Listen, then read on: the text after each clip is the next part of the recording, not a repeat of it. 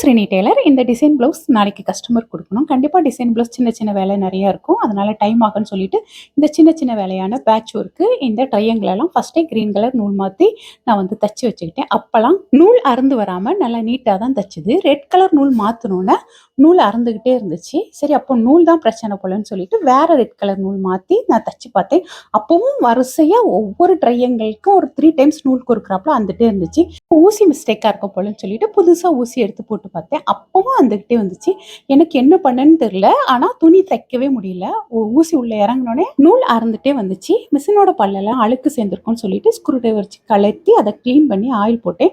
Machine சத்தம் ரொம்ப ஸ்மூத்தாக இருந்துச்சு. ஆனாலும் நூல் அறுந்துட்டு இருந்துச்சு. போனா போகுதுன்னு சொல்லிட்டு மறுபடியும் ஒரு புது ஊசியை மாட்டி பார்த்தேன். நூல் அறுந்து போகலை. இப்படிதான் கஸ்டமருக்கு கரெக்ட் டைம் ப்ளவுஸ் கொடுக்கணும்னு சொல்லிட்டு பிளான் பண்ணி உட்காருவோம். அட்லீஸ்ட் கரண்டாவது போயிடும். ஆனால் பிளான் பண்ணாமல் தைக்க உட்கார அன்னைக்கு ப்ளவுஸ் சீக்கிரமாகவே தச்சு முடிச்சிருவோம். அது எப்படின்னு தெரியல.